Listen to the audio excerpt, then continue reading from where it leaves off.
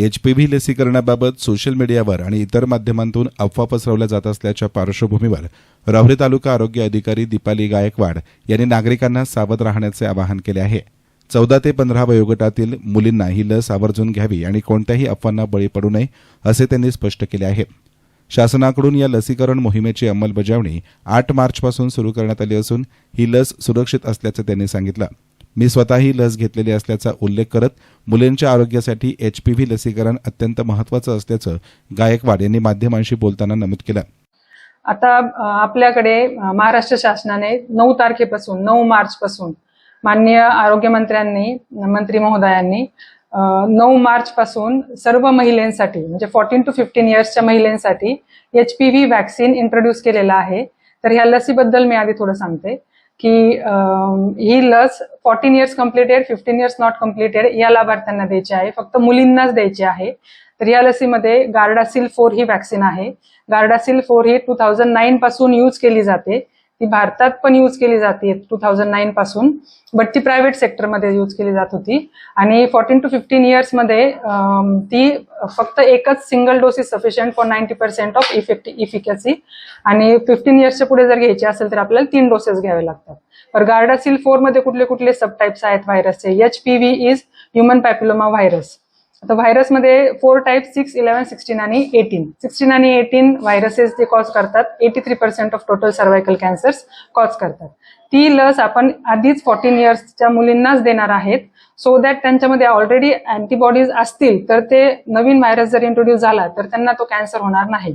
बरं, आता ही वॅक्सिन फक्त आपण PHC अँड अबव म्हणजे PHC, RH, SDH, ग्रामीण civil hospitals and medical colleges इथे देणार आहोत. तर आपल्या तालुक्यामध्ये आता 7 PHCs आहे जिथे ही लसीकरण चालू आहे. तर या लसीसाठी लसीच्या साईड इफेक्ट्स सगळ्यात महत्वाचं जे सगळ्यांच्या डोक्यात येतं. साईड इफेक्ट्स मध्ये लस टोचल्यानंतर थोडंसं पेन होणार आहे. त्याच्यानंतर गाठ येऊ शकते. लस ही आपल्याला डाव्या अप्पर आर्मला द्यायची आहे. एक सिंगल इंट्रामस्क्युलर 0.5 ml चा डोस आहे. त्याच्यानंतर पॅरासिटामॉलची टॅबलेट पण दिली जाणार आहे. आपल्याला संमतीपत्र लागणार आहे पालकांचं. आणि तुम्हाला म्हणजे लाभार्थ्याला सर्टिफिकेट पण देणार आहे वॅक्सिनेशन टेकन म्हणून. जसं कोविडमध्ये आपण देत होतो तसं HPV टेकन असं एक सर्टिफिकेट पण देण्यात येणार आहे. तर या लसीच्या गुंतागुंतीमध्ये या 2 मेजर गुंतागुंती आहेत. फक्त लस टोचल्यानंतर pain at the injection site आणि थोडीशी गाठ येणार आहे. म्हणजे येऊ शकते 50-55% बेनिफिशरीज मध्ये येऊ शकते गाठ. त्यानंतर फेंटिंग अटॅक्स जर टाळायचे असतील तर सकाळी येताना पोटभर जेवण करून यायचं आहे त्या लाभार्थ्याला. आणि PHC अँड अबोवला आपल्याला ती लसीचा फायदा घ्यायचा आहे. बरं, ही लस का बरं महत्वाची आहे? कारण तो आजारच किंवा तो रोगच इतका डेंजर आहे. कॅन्सर सगळ्यांनी ऐकलेला असेल. बरं, हा एकमेव कॅन्सर असा आहे ज्याला लस उपलब्ध आहे. बाकीच्या कुठल्याही कॅन्सरला आतापर्यंत लस उपलब्ध नाही. ठीक आहे. आणि भारतामध्ये सगळ्यात जास्त कॉमन किंवा second most common cause of cancer causing death in females हा सर्वायकल कॅन्सर आहे. जगभरात प्रत्येक 7 मिनिटाला एक महिलेचा मृत्यू होत आहे बिकॉज ऑफ सर्वायकल कॅन्सर.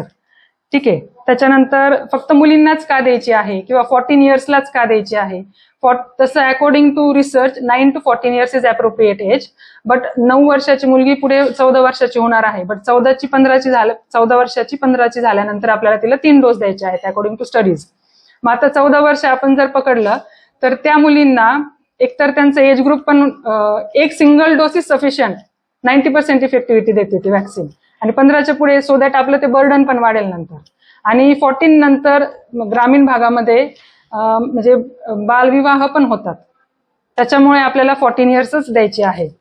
त्याच्यानंतर फक्त मुलीच का?